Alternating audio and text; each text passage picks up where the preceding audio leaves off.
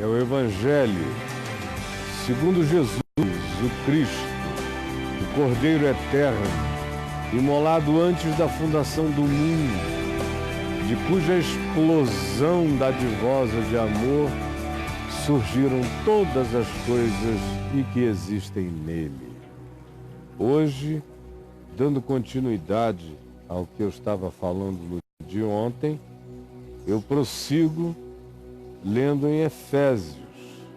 Ontem eu li em Efésios 2 e 3. Hoje eu lerei em Efésios 4, do verso 17 em diante. Efésios 4, do verso 17 em diante.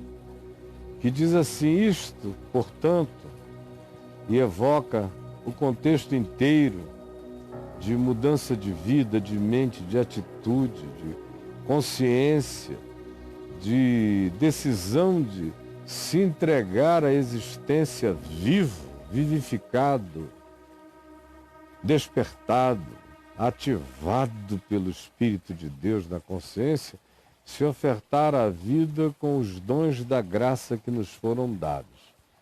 Aí ele chega e diz: isto, portanto, tudo isso, todo esse ambiente, todo esse contexto, tudo que eu falei até agora, eu quero repetir.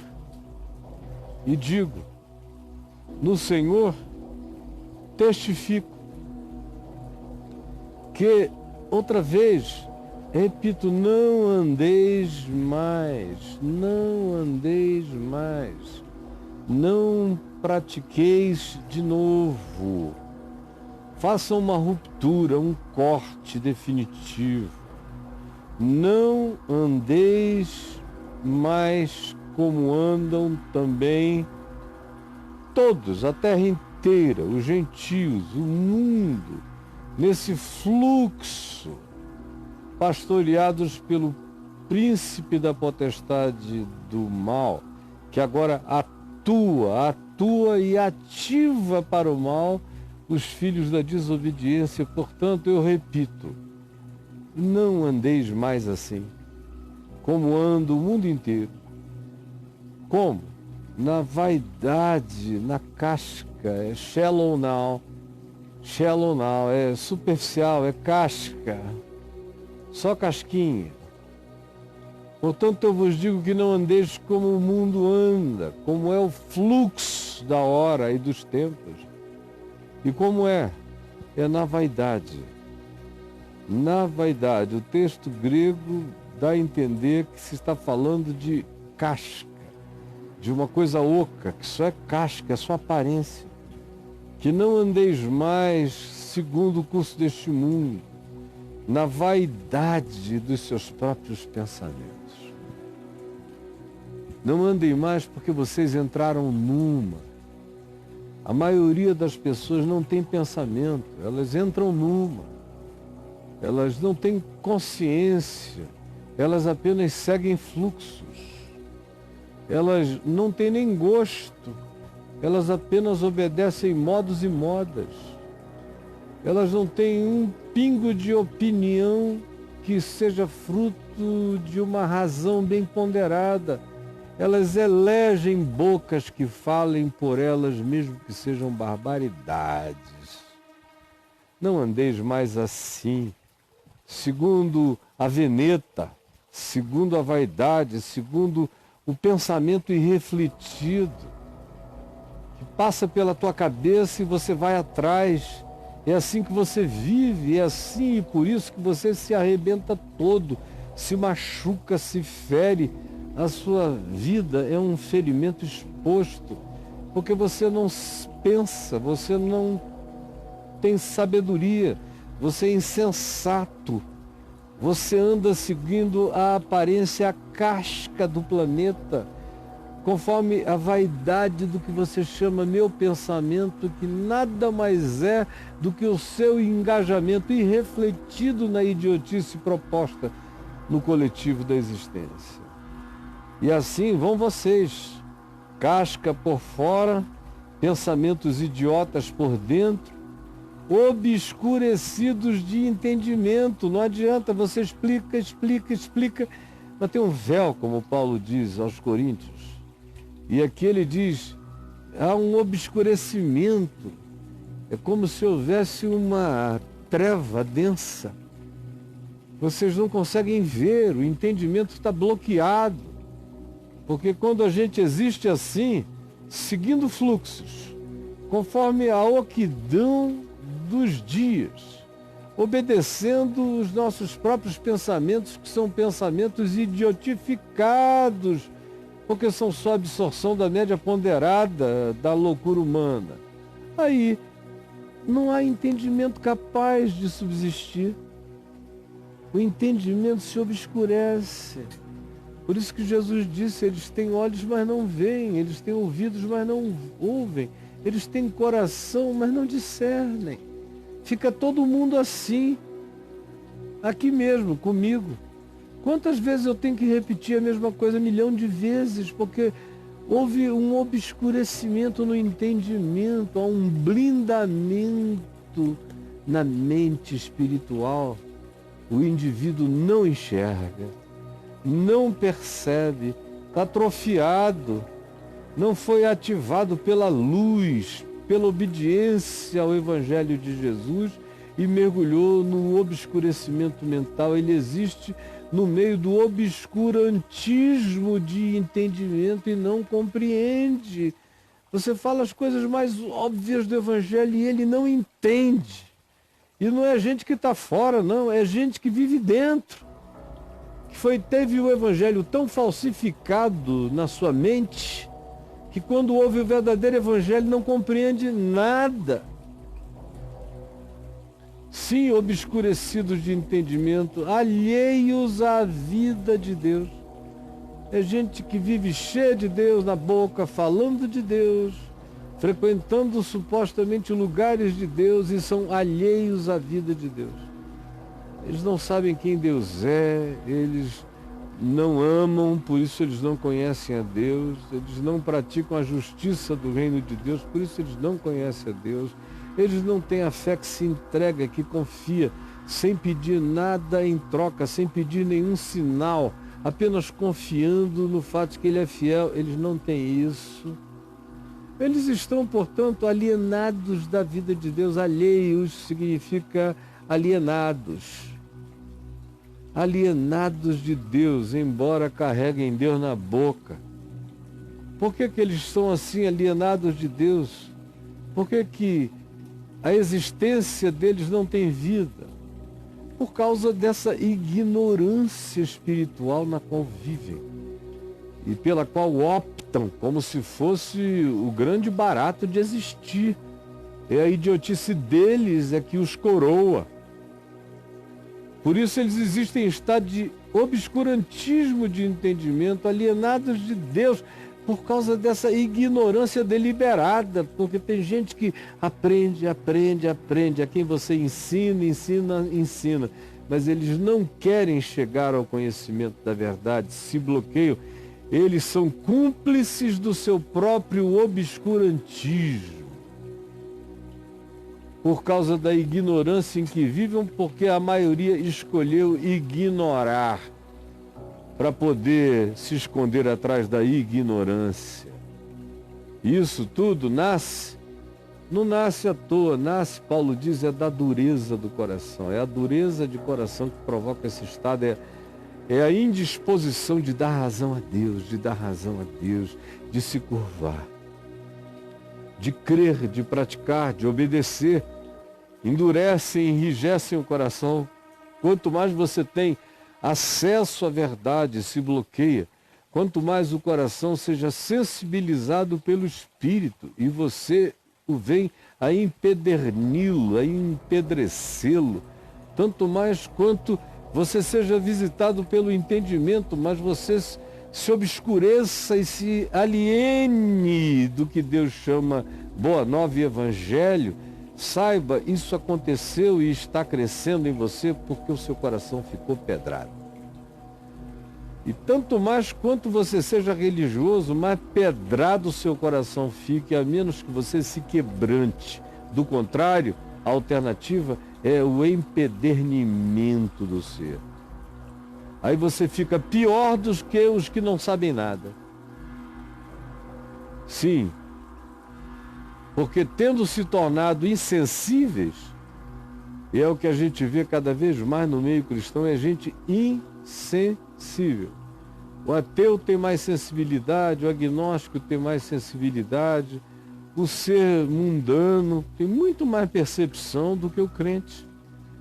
Você não pode ser sutil com o crente, não pode ser delicado com o crente, não pode apelar para simbologias, não pode propor uma linguagem diferente. Ele é tosco, ele é grosso, ele é estúpido. Por que que ele é? Porque eles se tornaram insensíveis, eles perderam a percepção e se entregaram, muitos deles, apesar de tudo, se entregaram à dissolução. Perderam a solução do caráter, perderam a essência do ser. Absorveram tanta mentira que a solução do ser se dissolveu, se perdeu.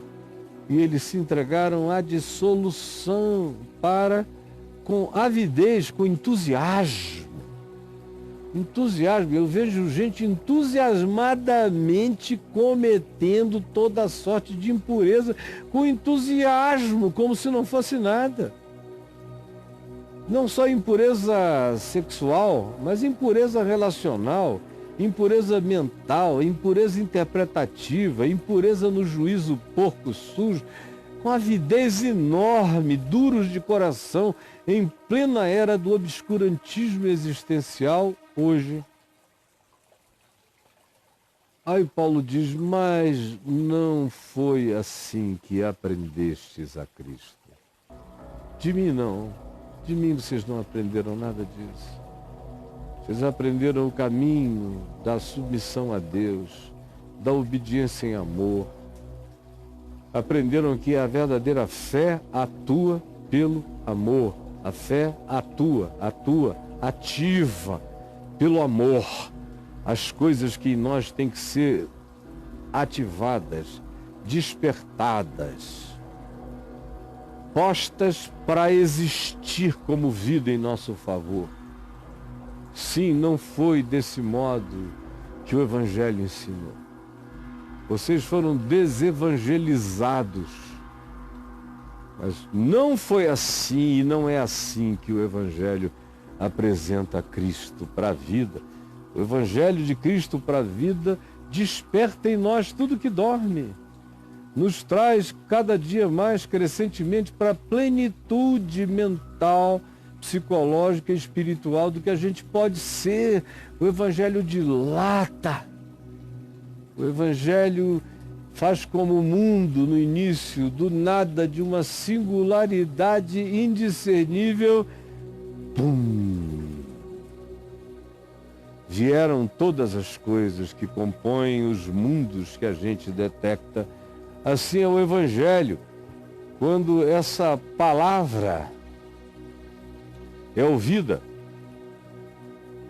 quando ela é ouvida, não só como você me ouve agora, porque é impossível você não me ouvir. O seu aparelho auditivo capta as ondas sonoras que eu daqui emito. Chegam aí em você de todas as formas.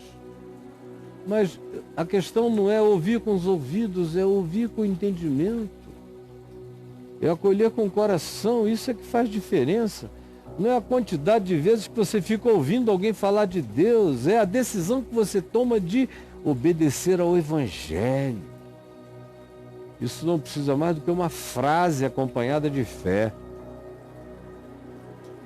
Mas não foi assim que aprendestes o Evangelho, o verdadeiro Evangelho. Se é que, de fato, tendes ouvido o Evangelho de Cristo mesmo. Tendes aprendido de Cristo mesmo. Pode ser que vocês estejam aprendendo de um falso Cristo, um outro Evangelho. Se é que vocês estão sendo instruídos. E a instrução no Evangelho não é uma catequese, é um ensino para viver e para se dilatar na vida. Ele disse, eu vim para que sejais catequizados e catequizados em abundância, não foi isso? Ou ele disse, eu vim para que tenham vida. Vida é experiência com Deus, é não viver alheio a Deus, alienado de Deus. Vida é viver em Deus pela prática do Evangelho. Se é que de fato tendes ouvido e neles foste de fato instruídos em Cristo, segundo a verdade de Jesus, que é o Evangelho. No sentido de que, quanto ao trato passado, aquelas coisas antigas, aqueles vícios adoecedores, aquelas pulsões incontroláveis, com relação a tudo isso, se Jesus entrar e se vocês forem ativados pela prática do Evangelho em fé, pela fé que atua pelo amor, vocês vão ter o poder de deixar para trás as coisas antigas. Vocês vão olhar para as coisas que fizeram parte dos tratos, dos acordos e das práticas passadas de vocês e vão se despojar, vão ficar nus de todas essas coisas passadas. Vão se despojar do velho homem. O Evangelho veio para plantar e instilar em mim um novo homem, uma nova mente, novos conceitos, novos dons. Antes eu andava sem dons, no máximo eu tinha os talentos da minha inteligência natural. Hoje, além disso, o que cresceu e aumentou enormemente também, mas além disso existem dons de Deus em mim. Porque quando ele subiu às alturas, ele levou cativo o cativeiro e concedeu dons a mim, a ti, aos homens.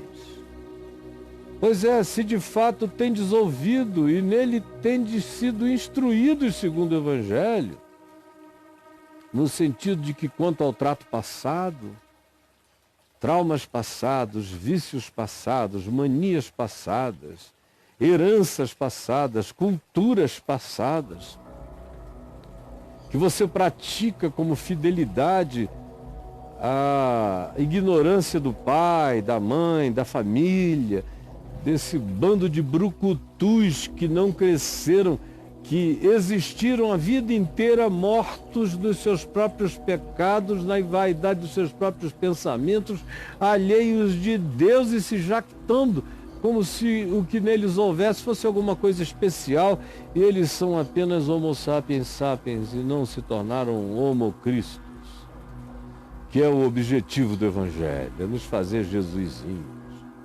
Então, Paulo diz, eu digo tudo isso para que no sentido do trato passado, vós vos despojeis do velho homem, isso acabou.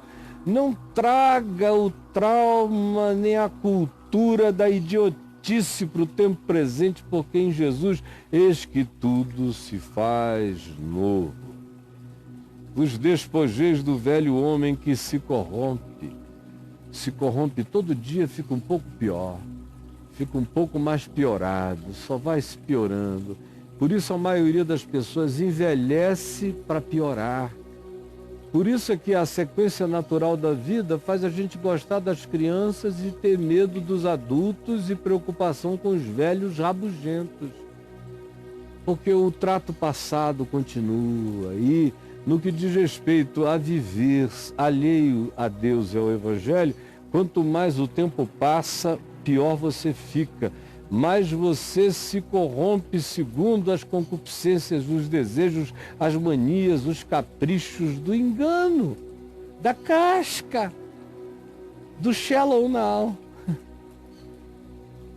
Sim, não piorem à medida em que envelheçam, o Evangelho pode fazer vocês se tornarem lindos à medida em que fiquem velhos. Se vocês forem ativados no amor e na fé que atua pelo amor, e vos renoveis desse modo, segundo o espírito do entendimento, todo dia um entendimento crescendo. Todo dia você não se conforma com este aeon, com este século, com o fluxo do mundo, ao contrário, se entrega e se deixa transformar pela renovação da mente, do entendimento. Cresce, aprende mais, é humilde, é ensinável. se dilata, melhora. É como o vinho de Caná da Galileia. Quanto mais ficar para depois, mais gostoso se tornará. Sim, a ideia, a vontade, o chamado de Deus é para nos levantar, nos despertar, nos ativar, para que nos renovemos no espírito do entendimento. Um entendimento que não pare de crescer na sua inteligência espiritual. Não é QI, é inteligência espiritual em Cristo Jesus.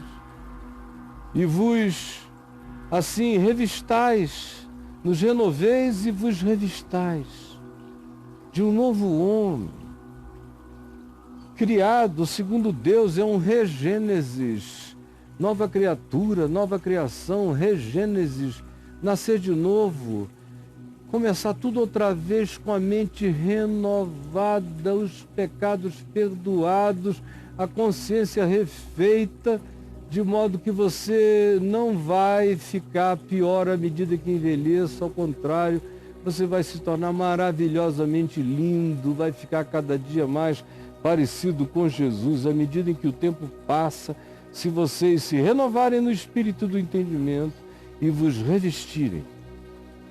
Isso tem que aparecer como uma vestimenta, tem que ser notório, tem que ser notado, tem que ser histórico, tem que ser encarnado. E vos revistais do novo homem criado, tendo Jesus como o projeto, o modelo, de modo que eu sou chamado a me tornar Jesus. Jesus é o Filho do Homem, é o único homem, os outros todos são aprendizes de gente. E o nosso convite é para aprendermos a ser homens no potencial de Cristo, que disse: aquele que crê em mim fará as obras que eu faço e outras maiores fará, porque eu vou para junto do Pai. Vocês podem crescer. Crescer nesse novo homem criado segundo Deus em justiça. Justiça do reino de Deus, não é do Supremo Tribunal, nem da Constituição. Uma justiçazinha que muda, cheia de casuísmos e de manipulações. Ele está falando da justiça do reino de Deus, que excede em muito, ele disse, é dos escribas e fariseus, é do reino. Não é uma justiça justicista, é a justiça que opera pelo amor. Para que se revistais do novo, os revistais do novo homem, criado segundo Deus. Tem algo sendo criado todo dia em mim.